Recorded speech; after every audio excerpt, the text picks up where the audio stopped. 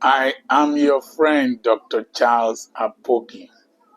Have you ever wondered why men who are married to very faithful wives, very beautiful wives, very hardworking wives commit adultery?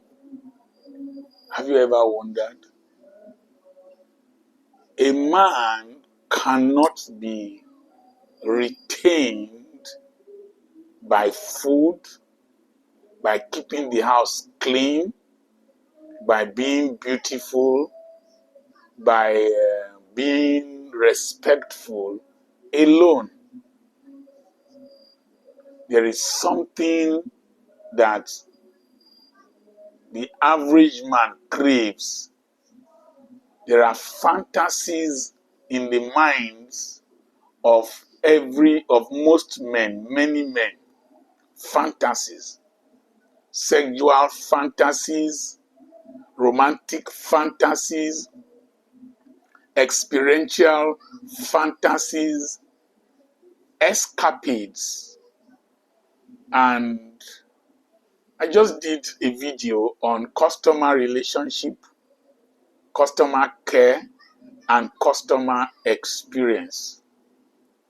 If you want to retain your husband, treat him like a client, treat him like a customer, and beat the adulteress in her game. Outperform the adulteress. Give your husband a customer experience that he will not get outside. Many women are like pomo with side mirror. If you are a Nigerian, but if you are not a Nigerian, pomo means cow skin that is roasted, soaked in water, boiled, that Nigerians treasure. But most times it has no real taste. Has no real taste unless you add other ingredients to it and cook it soft before you can really enjoy it. And so I went back to Proverbs chapter 7 to look at the adulteress. The Bible warned people, men, to stay out of the pathway of adultery. As a matter of principle, I don't do adultery.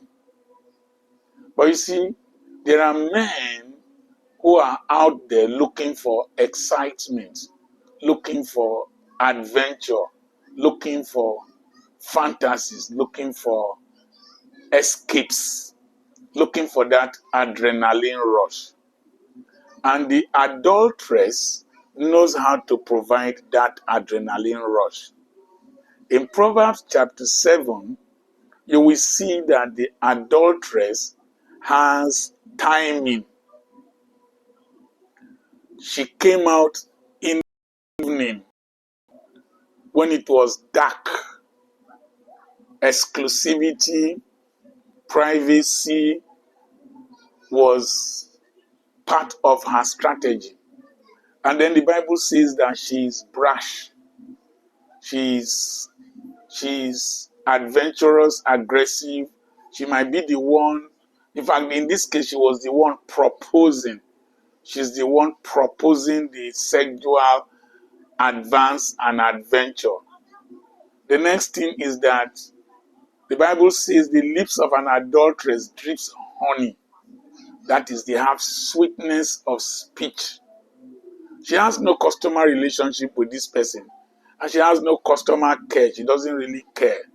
But her lips drip honey, sweet. One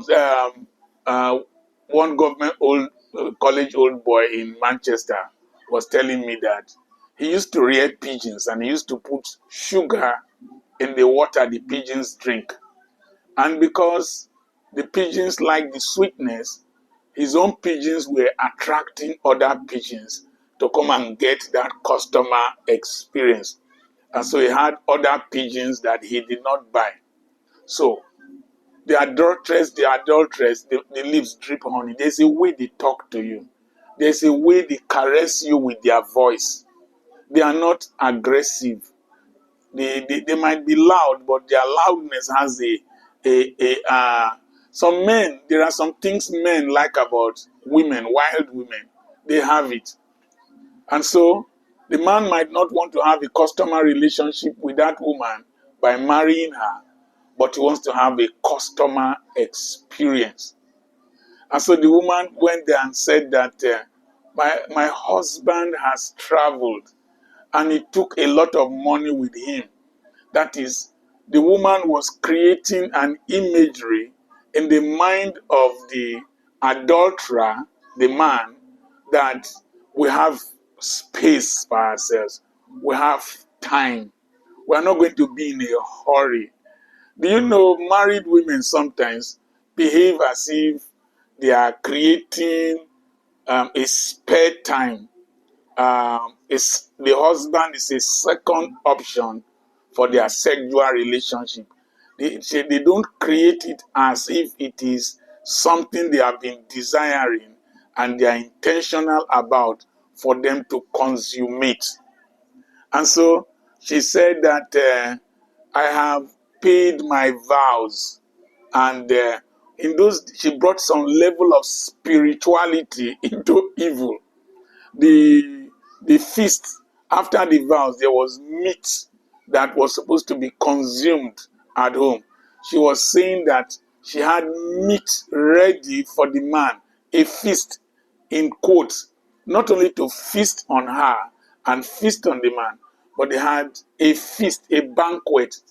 She said, I have perfumed my bed with named different kinds of fragrances. So the experience, the fragrance. How many of you women perfume your bodies? How many of you women perfume your bedrooms? You say, I have perfumed. She named all kinds. Then she said, I have dressed my bed with bed sheets. She named bed sheets from different nations. That means she was creating a bed that there is this kind of feeling that the bed will give to the man an experience. You know, there's a way silk feels in your hand. So she was creating an imagery of an experience. They say, come, let us drink of love. So by the time a man gets into this experience with this woman that he has no customer relationship or customer care with, he becomes addicted to her. So she has used the A's I talked about in business. She has used adverts, she has used attraction, and then the actual tasting, and the man will become addicted to her. I saw one girl sometime about 25 years back. I was walking past a place, and the girl said, Madam, if I camp your husband there for 2 weeks, you no go look your face again. The one dirty girl. She was telling the housewife that if she camps the husband, corners the husband to a private place for 2 weeks, the husband will not look at the wife again. She was promising a kind of experience that the man will have that the housewife cannot provide. And so you see men will abandon a wife, children, abandon cars, abandon houses to run after one lousy woman. It is the experience, the customer experience, the client experience.